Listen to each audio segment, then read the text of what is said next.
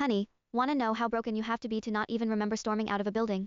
Riley just showed you. She caught her husband cheating, slapped him, declared an open marriage, and then floated out like a kite with its string cut.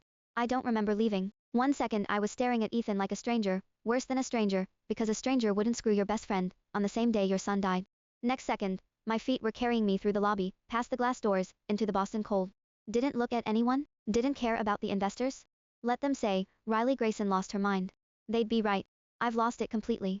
I got in my car, slammed the door, floored the gas. No destination. No plan. Just my hands white-knuckled on the wheel, tears blurring the windshield. One line looping in my head like a broken record, you're boring, Riley. The man who took my virginity. The man I married at 20.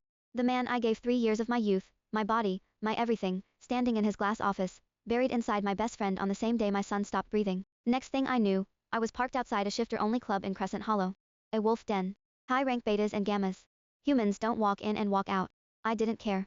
Let them tear me apart. I needed to shake, you're boring, out of my skull. I pushed open the door. Thick musk hit me, sweat, leather, alcohol, something forbidden. Music pounded through my bones. I walked straight to the bar. The bartender, a wolf with silver rings in his ears, and tattoos crawling up his neck, blinked at me like a ghost. Tequila. He poured. I downed it. Second. Third. Fifth. Seventh. Ethan's voice still looping. I slammed the empty glass down. Another. He hesitated. I can't. You're wasted. Says who? His eyes darted past me. Says them. I turned slowly. 3 men in the far corner. 3. Sitting in a booth no one else dared come near, empty chairs all around like a force field. How had I missed them? The air bent around them. One with a jaw sharp enough to cut, dark hair tied at his nape. Another leaning back lazy, tapping his glass, eyes like molten gold even from across the room. The third, dark as shadow, danger curling around him like smoke, his eyes undressing me from collarbone to thigh. They looked familiar. Too familiar. And they were still staring. Heat pricked across my skin, not the tequila. Their gaze. I slammed my palms on the counter, straightened up, wobbled but caught myself. They'll have to tell me who the hell they are to tell me not to have more drinks. I walked toward them. Heels wobbling, spine straight. 7 twilis burning through my last layer of sanity and my last layer of fear. When I got to their table, I realized how big they were, sitting down, still taller than me standing. Gold eyes spoke first, voice low and magnetic, honey laced with crushed glass. You lost, little wolf. I'm not a wolf. But the way he said it, his tongue lingered on, wolf, like he was tasting a word he'd been waiting years to say. I grabbed the edge of the table, leaned in, whiskey breath on his face, close enough to see my own reflection in his pupils. I'm not lost.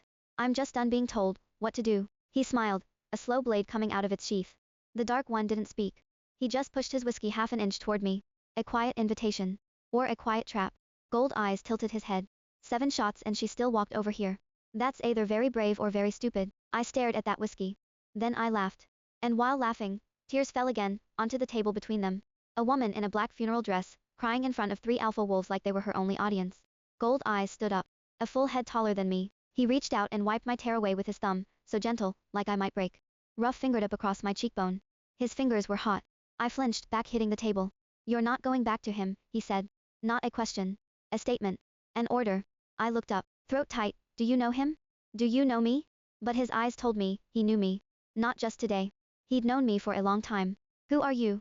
Barely 3 words.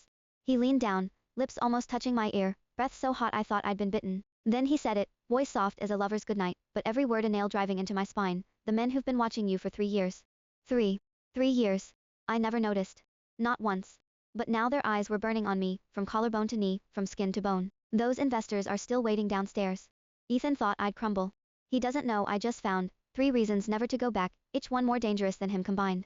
He doesn't know that, when I smile, it makes wolf packs weak in the knees. And those 3 alphas who've been watching me for 3 years. They're about to find out I'm free. And Ethan, the man who called me boring, he's about to find out what real loss feels like.